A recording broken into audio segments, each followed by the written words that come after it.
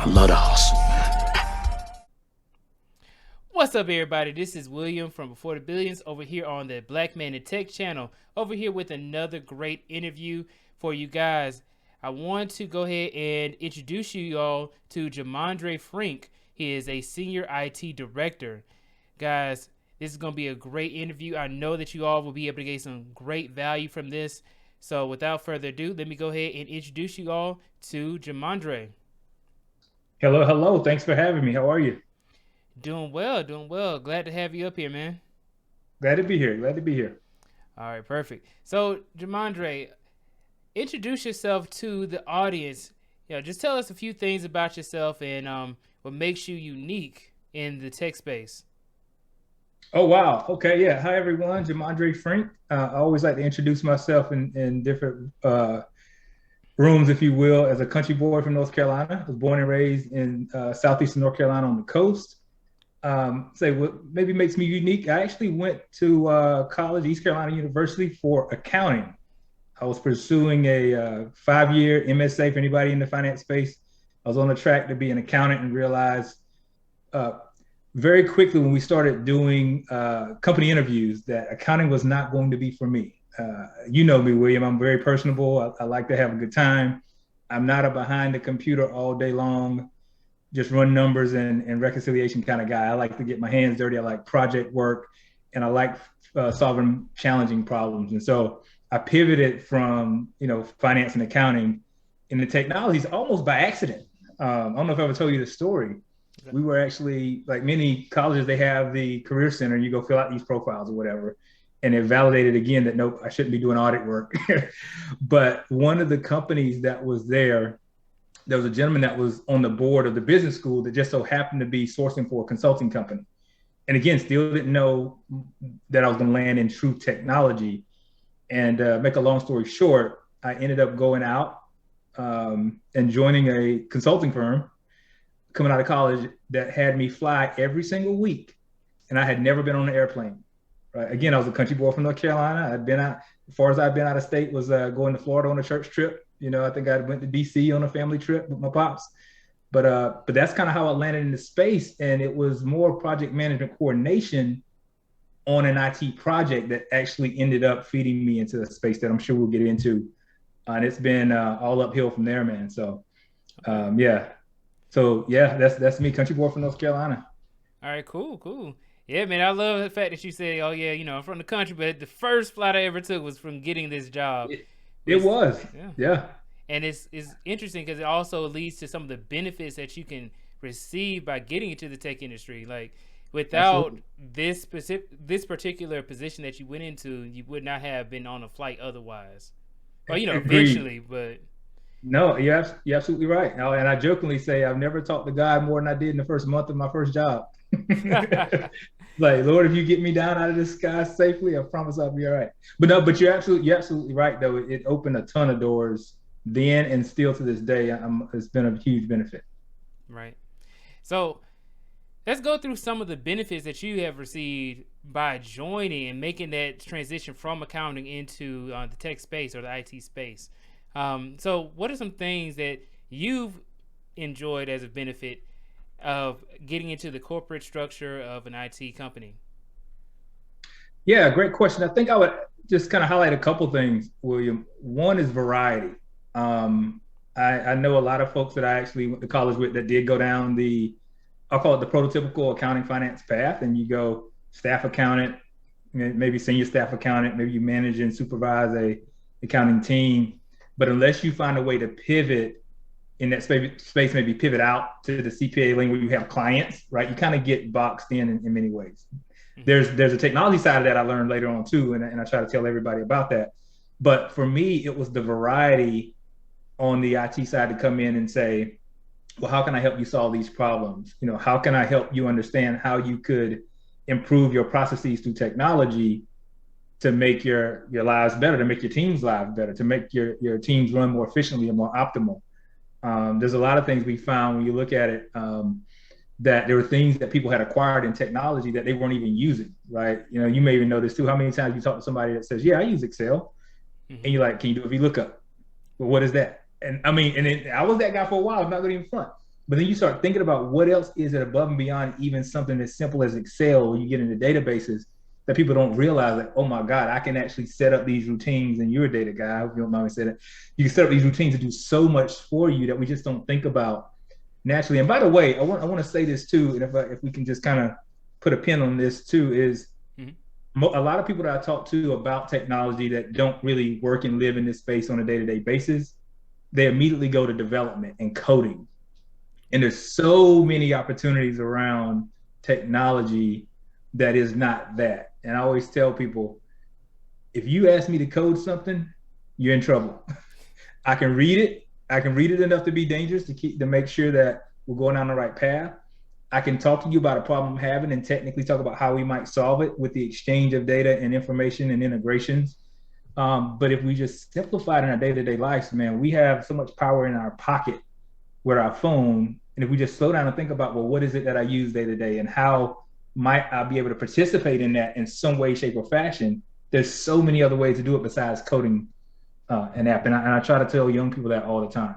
Right? It's like, oh, I don't want to develop. I was like, wait a minute, there's a lot more to technology than coding and developing software, which that's a great avenue, but there's a lot more to it than that. Right. And yeah, I completely agree. I mean, the fact is that I tell people all the time is that there are different tracks. I just so happened to go down the path of, okay, I had to learn how to code because I enjoyed making websites, and I ended up going into data engineering. Then there is the business analyst, there's the scrum masters, there's people like you who actually went into consulting, right? And there's so many different things. There's a lot of people into tech sales as well. Yes, you can really get to the bag in tech sales, right? Exactly. You don't have to code anything. You just have to be able to have that salesmanship. So, and that really brings us to another point, is that in order for people to get these jobs, they have to sell themselves. How important do you think it is to build up their people skills or their social skills in order to be able to get more opportunities for themselves, and also better opportunities as well? Yeah, that great question, man.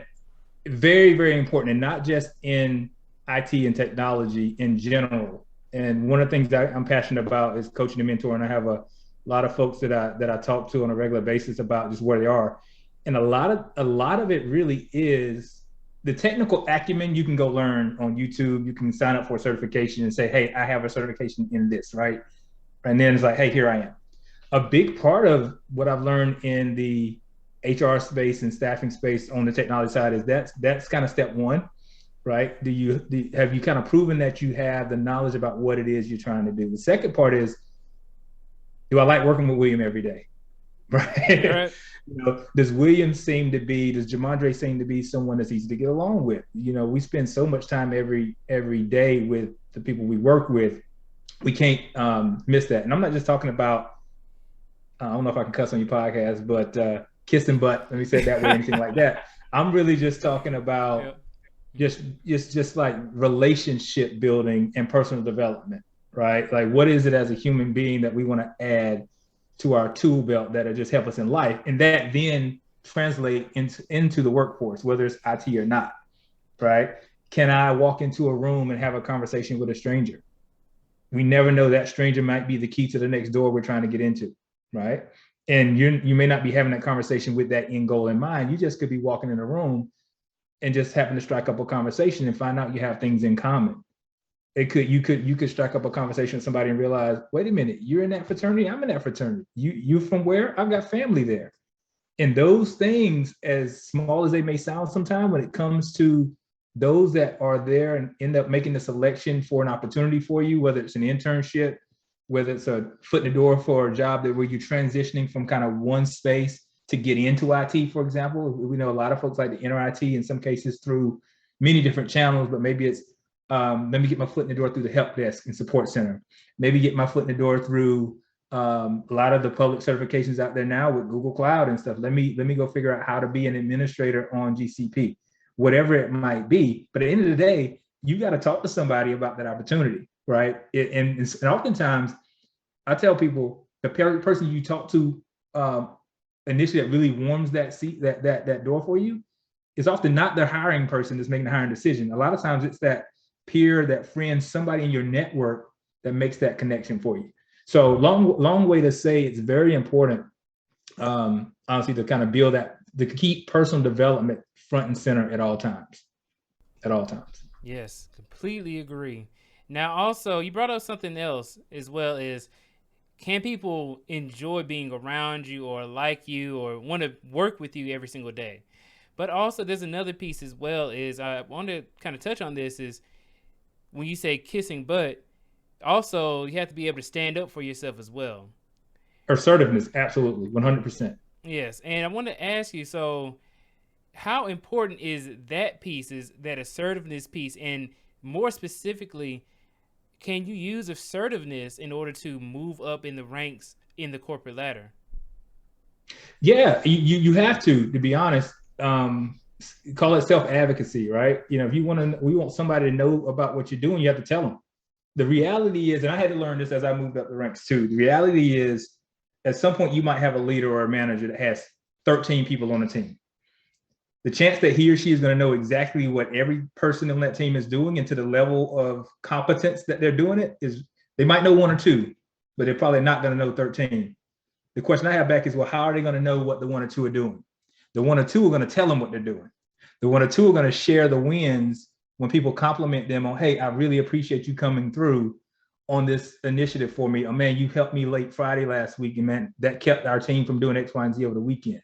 A lot of people are afraid to share that because they feel like their leaders just naturally know, right? But what will happen is the leaders won't hear that, but they'll hear, hey, Jomondre didn't get back to me for 3 days, right? And there's nothing to combat that, right? They'll only hear when there's a problem. And so I always coach people on being assertive about not only when someone says something that's really inaccurate, and there's an art to that a little bit, because otherwise you might just become someone that's perceived as defensive. There's an art to it, but you have to be assertive and remind people of the value that you bring to an organization. Unlike athletes on television, you know, our performance is not stored in statistics every time we take a shot or every time we win a game. You know, we have to actually keep and I teach people this in the ladies and gentlemen I mentor, keep a running folder, a catalog, print the PDF of your emails, and you get attaboys and attagirls from your stakeholders. Because at the end of the day, your leader may not know that this greatness is happening, right? And I tell my team all the time, like, do you survey your stakeholders? It's great to know that I feel good about you, but when I go to promote someone on my team, there's kind of a sphere of influence that also is a part of that process, because I don't want anybody to second guess, hey, why are you elevating Jane Doe or John Doe? Because I keep having these issues with them.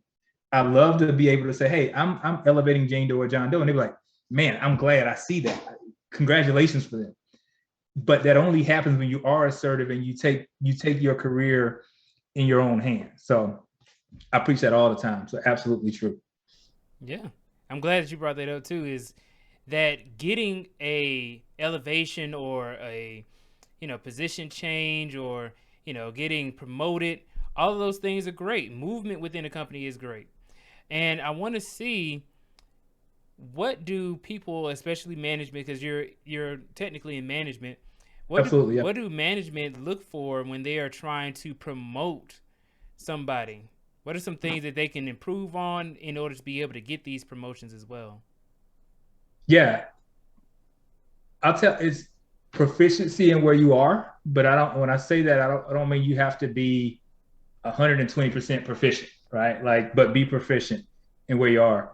The second thing is to communicate where you want to go. Because oftentimes what I found is I'm waiting on a promotion, or I feel like I should be promoted. Well, what does that mean? Do you have an idea of what the next level is? So having conversations and being clear early on while you're in your current role, even like right after you get a job or get a promotion, start talking about, what does the next role look like? What are those responsibilities? Because the sooner you can show proficiency in the next level, the easier it is to get promoted to the next level, right? But proficiency in where you are, control of your career and ownership of where you're trying to go and clarity of where you're trying to go, and willingness to really, it may sound cliche, but to work hard at it and stay the course, right? And continue to drive and show that you have interest in your own development, that you're asking about, how can I participate in different learning and development opportunities, or even what you're doing outside of your organization for yourself, books you're reading, articles you may be signed up for. One of the things that I enjoy oftentimes, Williams, when somebody comes to me and say, "Hey, Jomondre, I saw this in the XYZ, newsletter that's happening in this industry. What are we doing about that?" Right? Because to me, that's different than just heads down, hands on keys all day, and then looking up and say, "Hey, I've done that great for the last 6 months to a year. Where's my promotion?" And while that may sound weird to people, say, "Well, wait a minute, I don't get promoted just because I work hard and I do what I'm supposed to do." And this is just looking behind the curtain, right? A lot of hiring managers, that's the baseline. That's like step zero, right? That's why we hire really good people. We expect them to do that work very, very well. But then we start thinking about, how do I separate myself from my peers? And I'm careful when I say this, because I hate creating peer-to-peer competition in a team. And it's not that, but the reality is, when I look at, not everybody is LeBron James, right? Not everybody is Steph Curry, but there's things that Steph Curry also can't do that other people can do that aren't considered stars, right? And that doesn't mean those other people aren't getting big contracts. Maybe not big as he is, but they're getting some big contracts. And I use that analogy to say, be great at what you do, right? And do it well. Understand where your strengths are, understand where your weaknesses are. And then some people focus so much on their weaknesses, their strengths start to falter. And then their brain gets impacted by that. What I like to look at is, if you know you're weak in certain areas, partner. You would never have me QA anything. Don't let me test anything. If I sign off in QA, it's more than likely going to be a problem with it. But I know and learn to appreciate the strength in the QA team members and listen to the voices that they bring, to make sure the technical side that I am strong in, is going to go off very well, and we're working together to achieve that. But kind of circled off of, but back to your question, it's just being clear on be proficient at what you're doing, right? And if you're not proficient yet, gain proficiency. Sometimes that comes from studying outside of your 8 hours a day, right? Sometimes it comes with like practicing and partnering with people. Be clear on where you want to go. And what I mean by be clear is, it may be just, I want to get a salary increase. And if that's cool, be clear about that. Well, what does the market bear, right? Are you in a position, in a role that will generate and give you opportunity to make that? That's what I mean by be clear. Also be clear on, do you really want the next opportunity? I have a conversation a lot, William, about, I want to be promoted. Okay, well, do you want to manage people, right? Do you want to lead projects? Do you want to be an expert in engineering? Because managing people and being an expert in technology and managing product is two totally different things, right? So be clear on where you want to go, and be open. The third thing I'll say is, be open with your manager, leader, supervisor, whatever the case may be. Because the last thing you want to do is wait a year for an annual review to be surprised that they don't feel the same way about your performance as you do.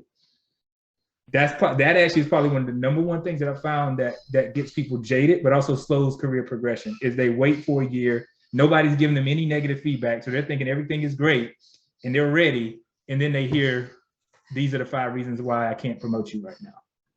Mm-hmm. Yeah, and also budget. Yeah, that's what I said about be clear. Is the salary you think you're really pushing for, and what you're going to get in the market, and feels that way in the organization that you're part of? Because a similar role, the same role I do right now, if it was in like a government agency with tighter budgets, right, might be a different salary, and it could be similar work, right? It's same job at a what I call it, a startup, because of the risk there, maybe a lot higher, right, than what I get paid now, but it's a different environment. And so you have to take those things into account. In any industry, but definitely in IT, for sure. Yeah, it's great. Well, glad that we brought that up too. But yeah. So then also that waiting around, and you're just doing your job. But then also what happens a lot of the time is that maybe you get good at your job, and then because you get good at your job, you end up getting bored, or you start to become obsolete, or leading into the obsolescence. How do people stop themselves from becoming obsolete within the tech space? And then I have another question after that as well. Follow up. Yeah, it goes back to being clear where you want to go, right? And why I say that is, if you aren't looking ahead, right, and you don't have a roadmap for where you're trying to go, you'll find yourself at some point stuck, right? You look up 2 years and 3 years go by, because some of these projects in IT can be quite long, and you're really good at what you do, so they want you to stay where you're at to help the project be delivered well. And then you look up and you're like, I'm still here. And oh, by the way, a new technology has emerged that's gonna, RPA, right? Robotics process automation. Oh crap, that can do what I can do faster and cheaper. Now, I didn't prepare for the next thing, or my mind wasn't on my roadmap, and I may be at risk of being disposable, right? The thing that I would say is just stay hungry and stay committed and continue to add to your tool belt, right? And what I mean by that is not always technically, like, let me go get another certification. I know some people in my circle get hung up, and these are my terms, right? And nothing wrong with certifications, but get hung up on the next certification. Certifications are great, but experience is greater. You know what I mean? And so I often tell people in your current role where you have a brand built and you're already proficient, work with your leaders to give you small opportunities to try new complex things with what I call the umbrella of protection, right? That means, hey, you don't have the title, right? You're not over here officially, but go try this thing that you're really interested in to see if you can do it well. And if something goes wrong, I got your back, right? You got a little bit of cover. We're doing this as a test. We're doing this as a POC, right? We're not doing this as, oh yeah, I know Jomondre is going to go over here and kill something in cybersecurity that he's never done before, and everybody in the company is looking at him to make sure we don't have a data breach. Now that's a recipe for disaster, in my opinion. Mm-hmm. But if you get a chance to learn that space, do some things on a small project in a different space, now you're excited because you can do what you do now in your sleep, right? You know your bread and butter. You can do this for another 5-10 years, right? But when you get excited about something like it's Christmas morning, because you get to go try something new that you've been thinking about doing for a while and figured you'd have to wait to go to another company to do or get a certification to do, and you get that chance, the energy you bring into it because you know where it could lead you is just so different. It's just so different. Yeah. And last thing I'll say is people will be shocked at how often their leaders will say yes to that. As long as you take care of your day-to-day, right? And they're aware that you are hungry. You've been talking to them throughout the year about your goals. You're clear on your roadmap. This is a part of that strategy, and they make it available to you. Yes, you might do it a little bit extra outside of hours, but then what you'll get from that will be, it'll come back in return tenfold. Mm-hmm. And it will separate you from your peers. I promise you, because not a lot of people are willing to do it. Okay. And Jomondre, another thing that I've noticed is that when you say, it goes back to that advocating for yourself, being assertive. When you say things like, I want to do this and I'm going to do this, it leads people to say, hey, you know what? I should take this person seriously because they're selling them what they want and what they want to do. And let me ask you, so in your current position, now mm-hmm. you're pretty up there, man. Yeah. You know what I mean? And how often did you have conflict to get to your position where you are now? Conflict in what way? Like interpersonal conflict? Interpersonal conflict. Management not thinking I was ready? Like what kind of conflict do you mean? So I mean in the interpersonal conflict as in maybe when you were trying to learn your assertiveness. Yeah. And maybe you said, oh, can you do something? As opposed to, I want you to get this done by a certain time. Yeah, no, great question. Yeah. Yeah. Yeah, those are muscles that you have to learn to exercise. I'll tell you, because when I stepped into leadership years ago, and this is funny story, but it's something that people need to be aware of. Oftentimes, your first opportunity in leadership comes, in many cases, by way of you're in a team doing really well, and you get elevated. But what that means is, we use the phrase, you become them now, right? So you go from being a peer with your buddies, hanging out at lunch, talking about whatever's going on at work that you may not like, and then now you're elevated to then lead that group that you used to, chit chat with, right? And how are they going to respond to that? How are you going to respond to the first time you actually have to hold one of your peers accountable that you knew was kind of slipping at times and causing problems at times, but yet they're looking at you now like, oh, take me with you. It is something that you went back when I said, do you want to lead people or do you want to be a technical expert, right? Be clear on where you want to go. Because when I made it clear I wanted to lead people, I knew that I had to develop my interpersonal skills because I was a person that hated conflict. Just give me a little backstory. My mom and dad got divorced when I was about 10 or 11, and love them both. They're still great parents together. They're just separate, but there was some turmoil at times in what I saw as fighting. And so my response and the way I materialized that in my life early on was I wanted to avoid conflict, but because to me, conflict leads to separation. And it took me a while to understand that. But as I became mature in myself as a man in my 20s, taking on some of my first roles, especially in leadership, I learned that, hey, sometimes you just need to have what we now learn to know is some crucial conversations, right? It's not about the person. I'm not upset with William. I'm not upset with my peer on the team who missed the deadline personally, but we need to talk about this issue at hand because I'm now accountable for our performance, but at the same time, we're a team, right? So you learn to, we call put the fish on the table, or let's talk about the issue, not the person. And that was really huge for me. But I had to learn that. Somebody had to teach me that. And the other thing I'll say to it, William, is take advantage of your organization's learning and development programs. And if you're like, wait, I don't know if we have them, go to HR and ask about them. Look on your intranet sites, talk to your leaders about them. And some leaders are better than others. You have managers and leaders. Some people are really great at focusing on developing their team and their people. Others are really good at just managing the process so their leaders are happy, right? And sometimes it's rare that you find both. But at the end of the day, it's your career. And if your organization has those things, it could be like having an MBA, man, without having to pay for it. That's the way I describe my experience. Like, but you have to take advantage of them. You have to spend the time as you go through them. I mean, it's amazing how easy sometimes we'll go off and take out a loan for 30, 40 grand to go to college, right?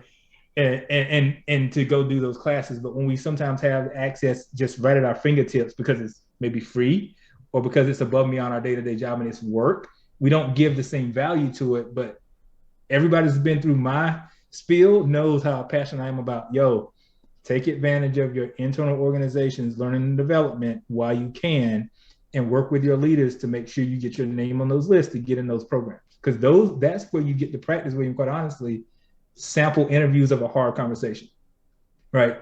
I know I'm rambling a little bit, but going back to your question, like how do you learn to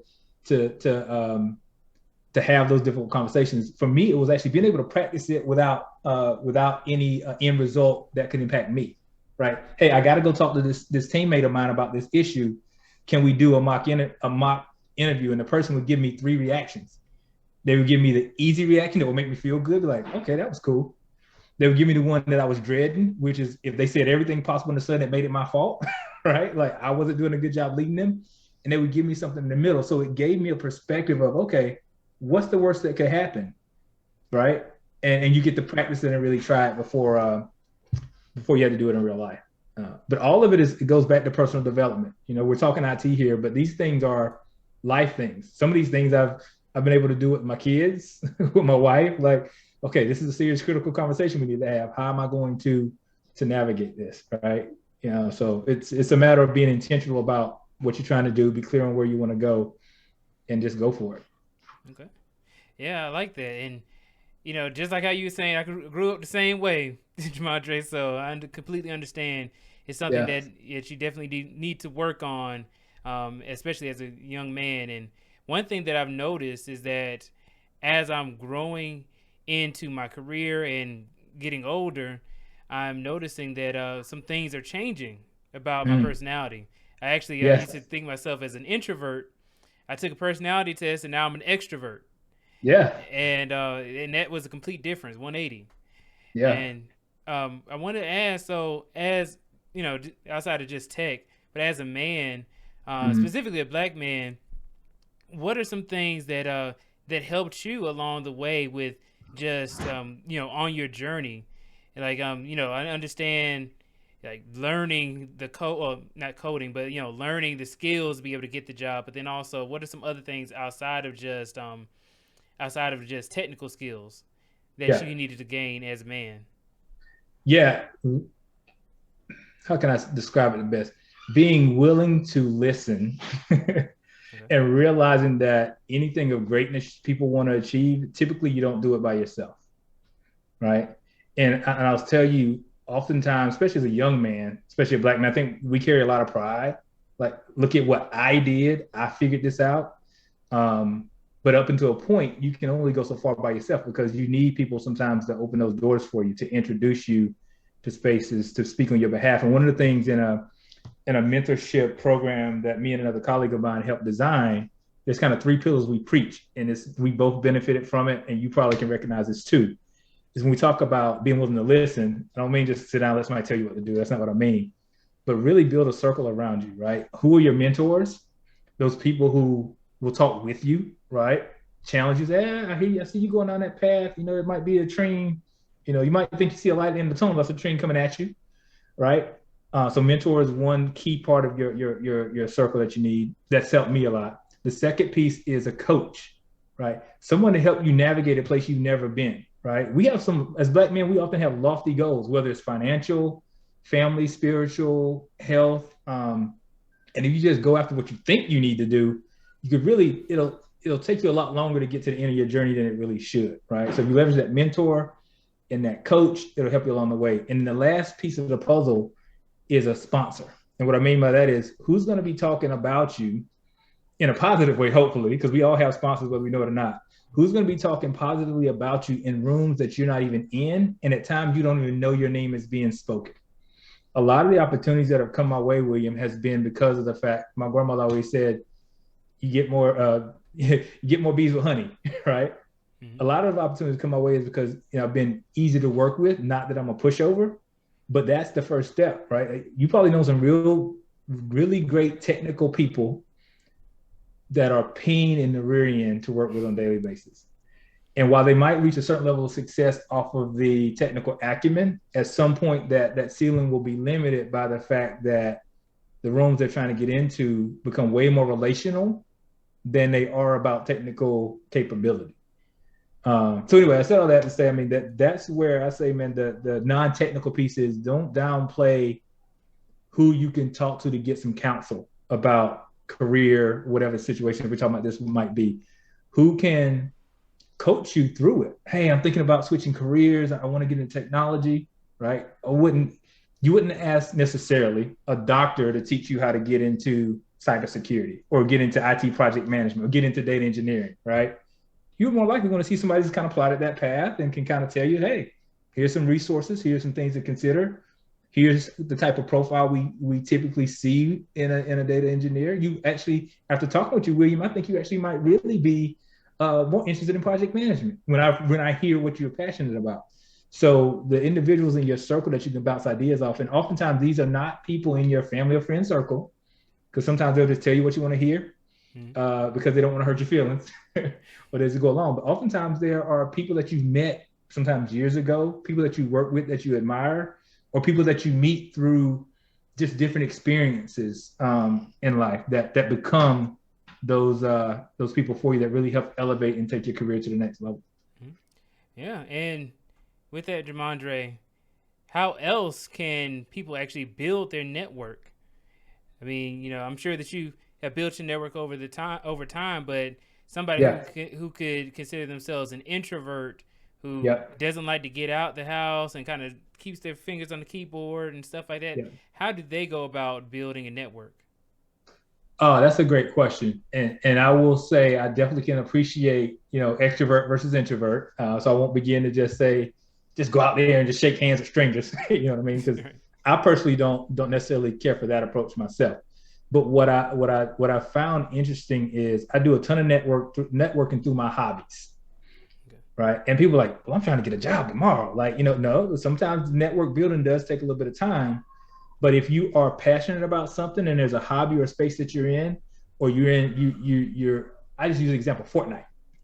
There's a lot of different people that play Fortnite across many different industry spectrums. Everything from a ER nurse to, VPs of companies. I know I was talking to our former CIO of mine, and was talking about how, when Fortnite first came out, him and his son got into it, and he really got into it.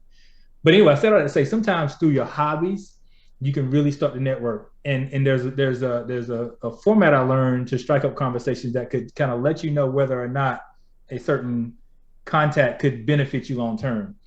It's FORM. I'm not sure if you ever heard of FORM. No. Family, occupation, recreation, and message. Right. And I read a ton of books too. I think it's probably in one of those about how to have conversations, but we can just be standing in line waiting for a game to go and get some tickets. So we could be at an event that we both are showing up to be. Oh man, this line is long, isn't it? Yeah, man, I tell you, it is. It's hot out here. Yeah, I know, right? It was like this last week. Hey man, you live around here, right? Yeah, I live around. Okay, cool. You got any kids? Right? It's just relational. Okay, great. What do you do for work? Right? Oh man, you're in IT. Imagine that. Man, I've been trying to get in. I've been trying to get into technology for a time. Or really, what do you want to do? I'd love to get in data engineering. Oh man, are you familiar with Google's data certificate. I mean, and then before you know it, you've been able to show someone you can have a conversation, you're likable, and you might just exchange numbers. And I share that not because you want to do that with every person you meet trying to collect cards. That's not what I'm saying. But it's amazing to me when I go and I'm just in the barbershop sometimes, or I'm playing golf and get randomly connected with a group of people. I've got a motorcycle and I go to the track. I coach my boys' baseball team and I meet their parents. I mean, it's sometimes we look, and I used to look at it too, so I'm not knocking it. I used to look at networking as, oh, I need to find a networking organization that meets somewhere every Tuesday to go and talk to. I tried it. I've been there, done that. I'm sure it works in certain spaces in different points of your career, depending on what you're trying to network for.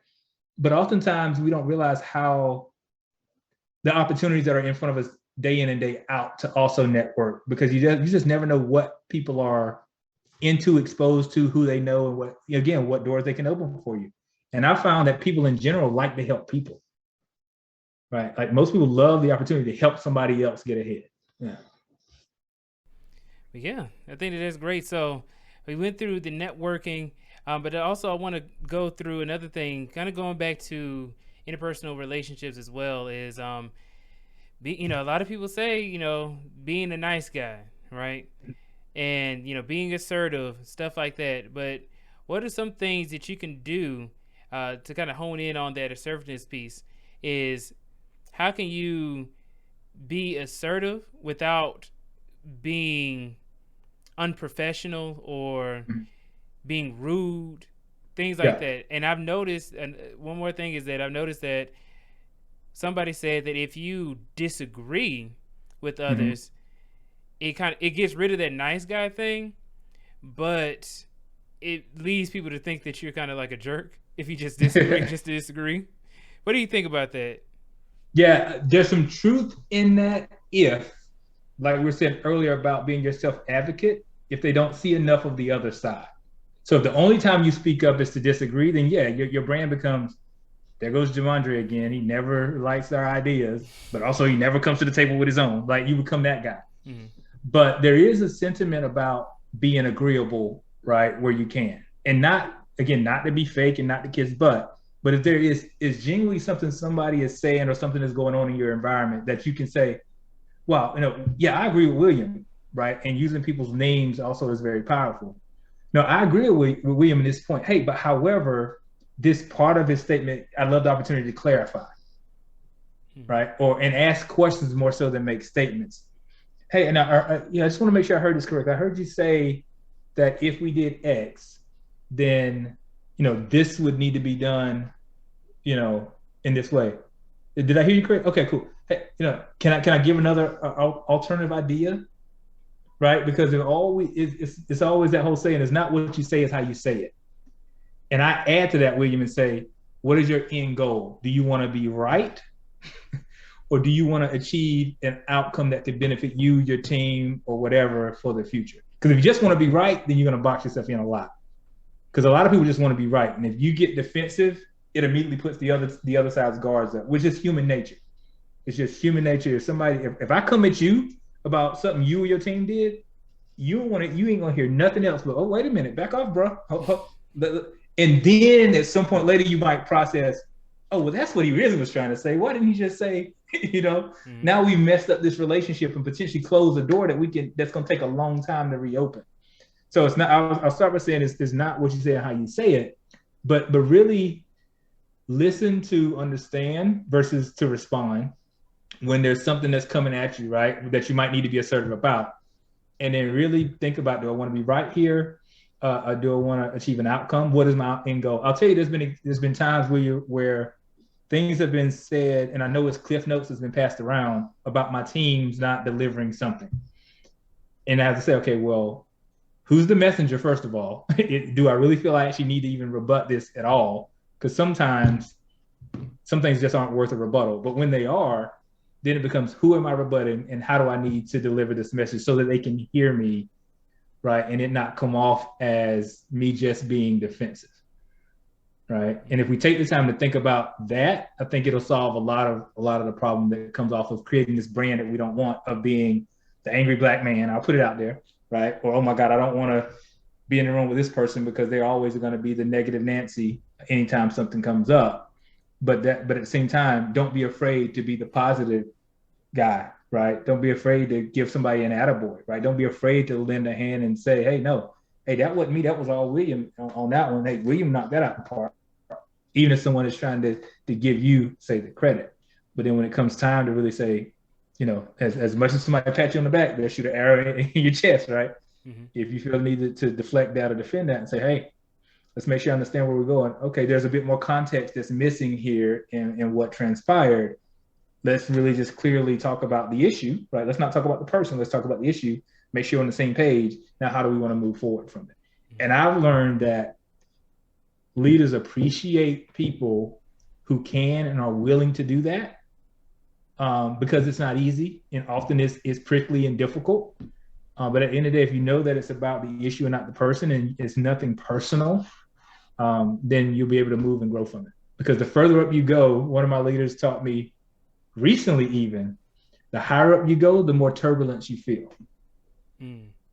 Right? The higher up you go, the more turbulence you feel. And being able to deal with the interpersonal conflict, being assertive, standing up for yourself throughout all the layers, especially when you're trying to prove that you're ready for promotion, you got to be really ready. I hate to say go to war is not the right terminology. You got to be willing to stand in your truth and make it clear of the value you bring.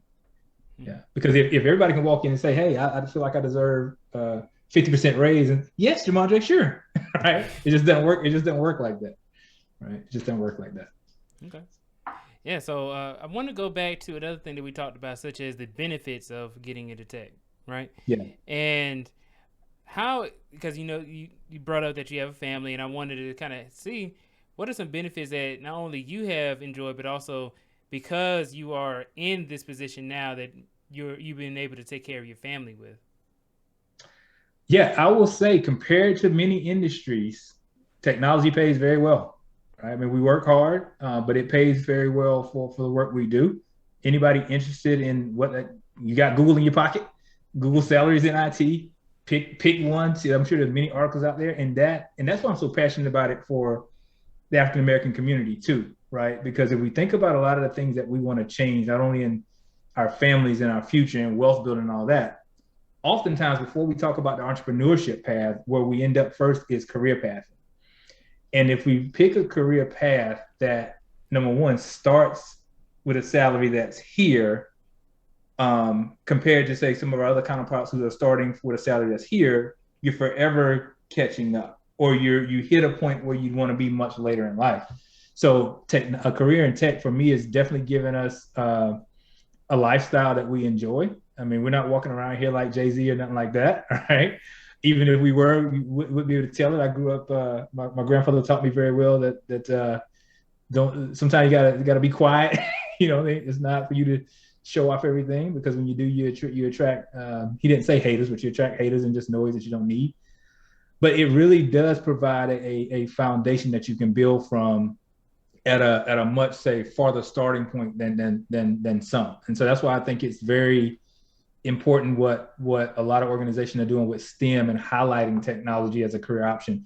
When I coming through elementary school and high school, it was, I call it the core, right?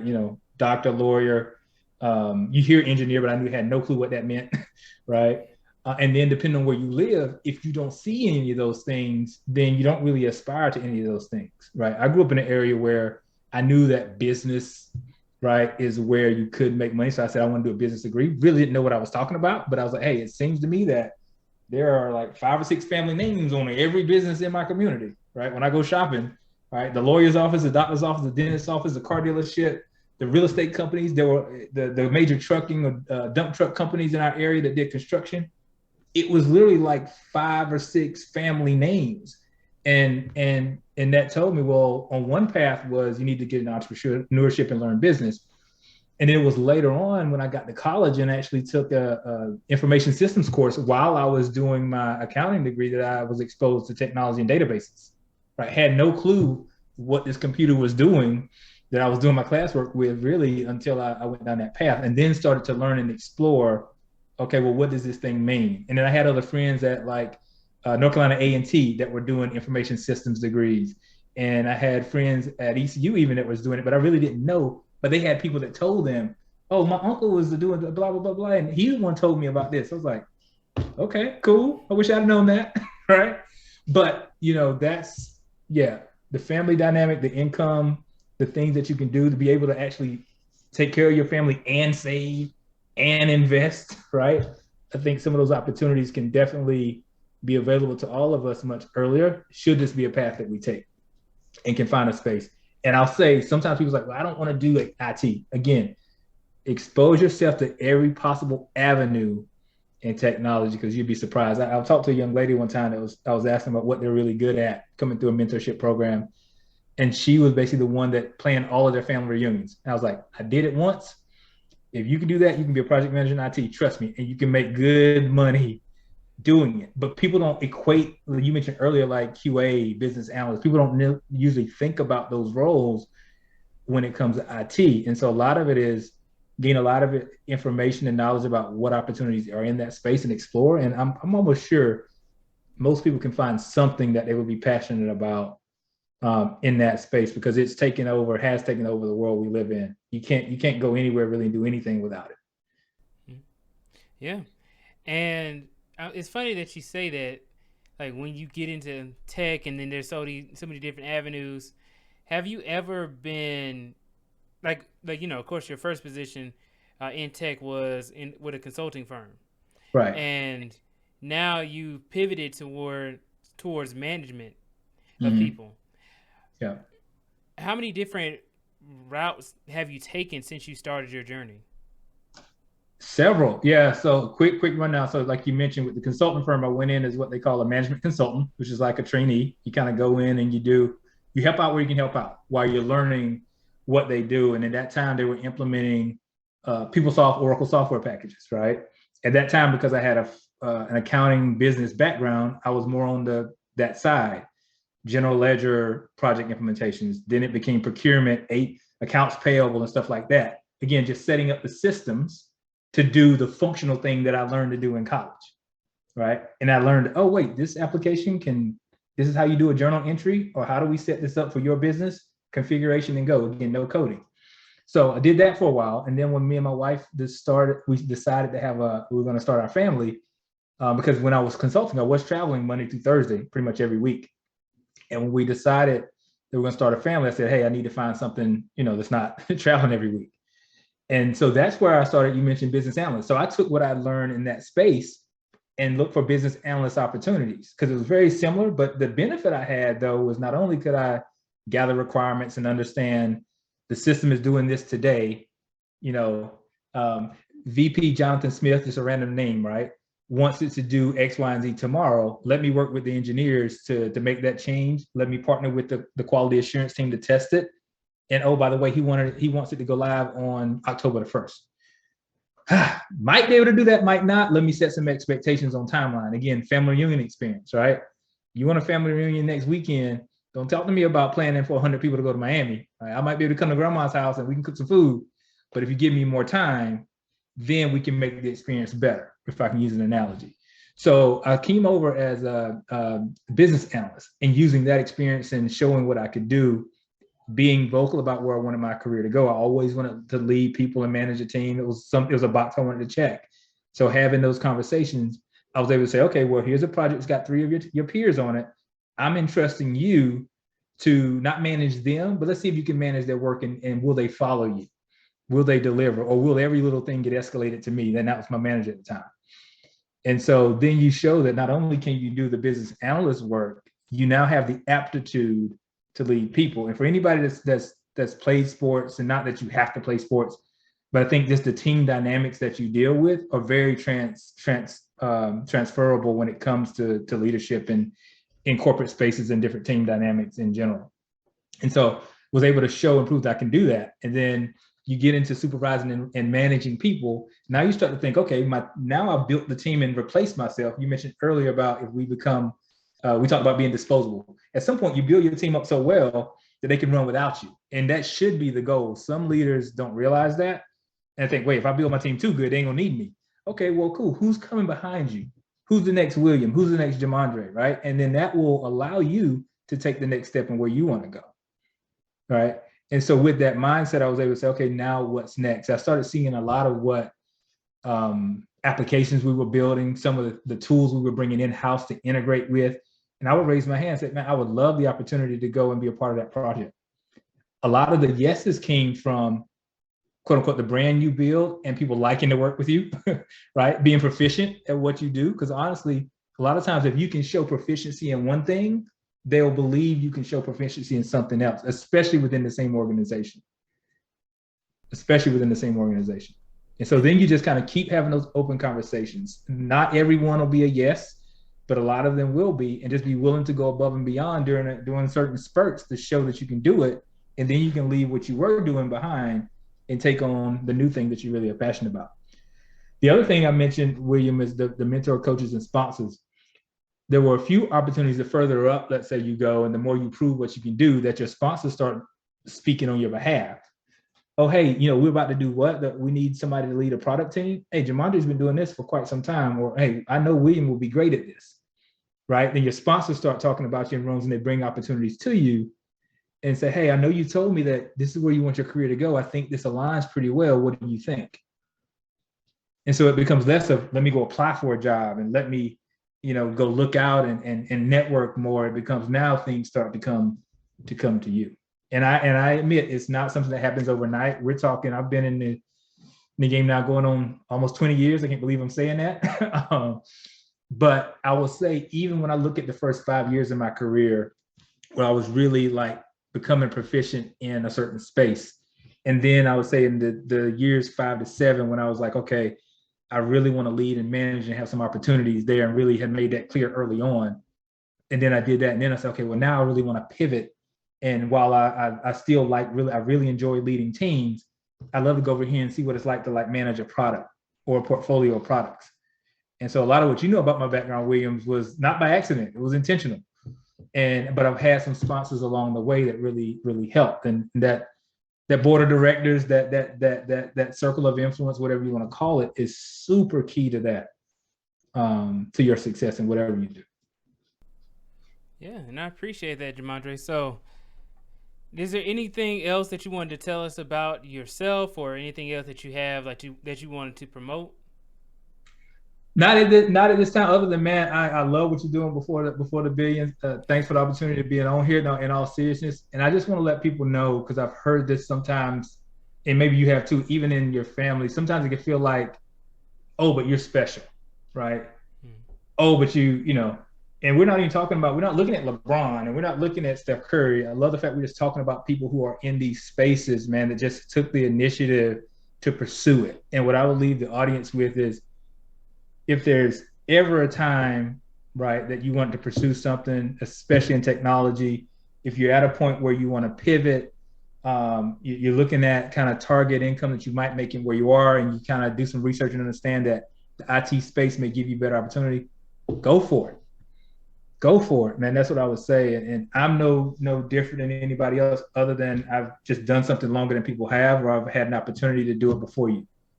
And so there's a multitude of organizations out there now, especially with a lot of remote hiring. It used to be you'd have to move somewhere to get access to different opportunities. You might have to relocate your family to Atlanta or to California to work for Facebook. Like now, the world is our oyster, man. Like you can basically work for an organization from your house.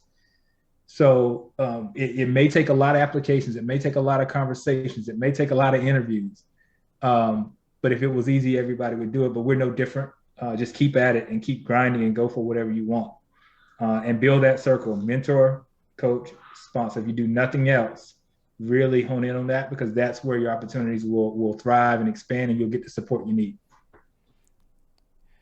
All right. That being said, guys, thank you guys so much for tuning in to this interview that I had with Jomondre Frink. Please go ahead and check out the Black Man in Tech channel. If you're not already subscribed, please go ahead and subscribe, hit that like button, and share the video if you haven't done so already. Also, guys, I have a Discord chat that you guys can go ahead and join. We have a lot of different networking events that we have going on. I will see you all on the next video. You could have been anywhere in the world, but you're here with me, and I really do appreciate it.